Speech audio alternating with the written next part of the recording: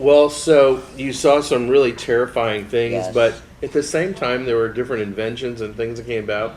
I like the fact the story you told me about how the young children, yourself included, tormented the Germans with Yes. the wire. I thought that was Yes. quite interesting. So, you know, when you're young, you have no fear. So that's probably true. And I want to hear the story about. I find it fascinating is through such terrible times, just trying to scurry for food and what you would have to eat. What did you guys do? I mean, Well, it became so that there really wasn't anything to eat. They would say, okay, this week coupon so and so you can get bread on, or coupon so and so you get an egg on. But there was nothing. So you would have to go into the farmland, go to the farmers. And they were cashing in. They never had it so good because they were taking all your porcelain, the money jewelry. was no good. The money Right. was no good. They knew when the war was finished, the money was no good. Right. So they would trade it for goods and wedding rings, anything. My It was goodness. not nice. Yeah. So, in the reality and in the truth, the Germans were not so nice to you. I remember you were telling me something. You were watching a film as a young girl, and it showed one of the Allies' planes shooting down a German aircraft, and you applauded. And Yeah. what happened? Well, it took me over a year to get rid of it. I swear the man slapped me with a steel club. Who slapped you? A Waffe SS. Luftwaffe A SS. Waffe SS. Right. And I'm sure till today that club was made from steel. And it gave me an unbelievable concussion. And my whole mouth on the inside was open. I couldn't move my neck. But you know what? Life went on because somebody next door had it worse than you did. Yes. And you didn't complain Right. because somebody else lost an arm or a leg or whatever. So whatever, you didn't complain. So, in raising your children, did you pass this on to them? Things that, the philosophies that you, and the things you saw in the war, did you share that with your children? Do you feel that these things to appreciate what you have and, Well, what I've done is I shared the funny parts with them more than anything. yeah, Funny things that Yeah. happened, not so much the miserable things. right. Because it took me 60 years before I could face that book myself. Right, right. Well, one of the things that I think is very important, I think one of the reasons I wanted to have this esteemed interview with you today is that I wanted to talk about how this can happen again in our history. And what happened was bad. And we should not wipe the ashes under the carpet, so to speak. Yeah. And, you know, as Americans, I think we've become soft. You know, you appreciated Americans when, right? You have good feelings for Americans. You do live in America. I'm You're an American American. citizen. So I think that this can happen again, and America needs to be strong. And what are the ways that we can do that? You know, what are some of the ways someone that's experienced war? What are we lacking? What do you feel that we could do better as a country? Well, what scares me is also history. It took 5 years for Hitler to put his implants in all the different countries. For 5 years long, he had people placed here and there. The doctors, the this, the that, the that.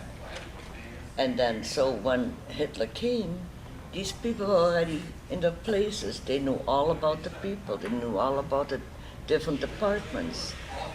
So it And I was set think up that way in anyone advance. It can didn't do that happen. today. It did not happen overnight. So It took a it had a five-year five-year plan. plan. Uh-huh.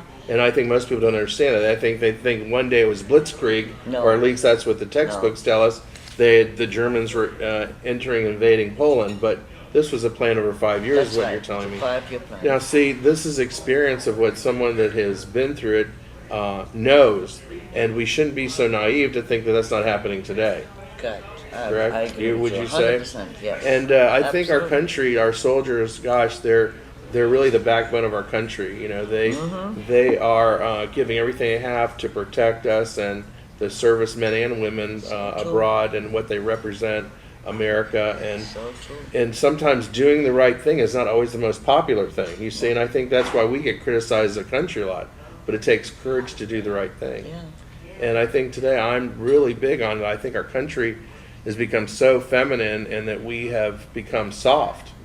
And that we have to go back to what made us strong and what Americans are by bringing in immigrants and living the American way. And, I think our country will be much stronger. And I think we should need to start telling the truth. Yeah. Just like in this case, no one talked about the 5-year plan, knew about this. And you tell me for the first time, it's not written in any textbook, that Hitler was already infiltrating. For 5 years, and and anyone else can do the same. well, the or Russians might be doing it the same. Well, I think the Russians did during the Cold War. Would you agree? I think that was an attempt, and I think today there's forces out there Yes. that are happening that we have to be aware of and not be so naive and want to hear the truth. We become a society where we don't want to hear the truth.